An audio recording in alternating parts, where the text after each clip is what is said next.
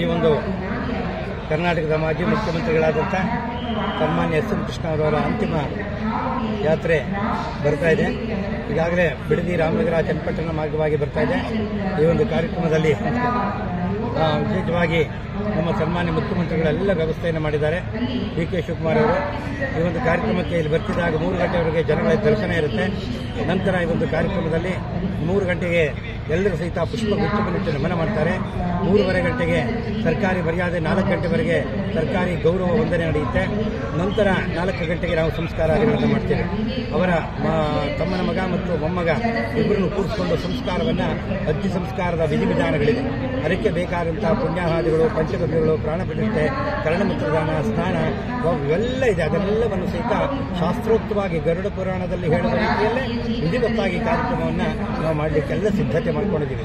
ಇದಕ್ಕಾಗಲೇ 15 ಜನ ವೇದ ಪಂಡಿತರು ಬಂದಿದ್ದಾರೆ. ಇದನ್ನು ಗೀತಾಪಾರಾಯಣ, ವಿಷ್ಣುಸಹಸ್ರನಾಮಾದಿಗಳನ್ನೆಲ್ಲ ಹೇಳ್ತಾರೆ. ಇವೆಲ್ಲವನ್ನು ನಾವು ಮಾಡಿ ಸಂಸ್ಕಾರವನ್ನು ಗೌರವಯುತವಾಗಿ ಅವರು ಸಾಂಪ್ರದಾಯಿಕ ಮನೆತನಗಳು, ಬೇರೆ ಜನರಿಗೆ ಸ್ವಲ್ಪ ಭಯ ಭಕ್ತಿ ಜಾಸ್ತಿ, ಅನೇಕ ದೇವಸ್ಥಾನ ಜೀರ್ಣೋದ್ಧಾರ ಎಲ್ಲರೂ ಮಾಡಿರ್ತಾರೆ. ಅದನ್ನು ಸಂಸ್ಕಾರದಲ್ಲಿ ಮಾಡ್ತೀವಿ.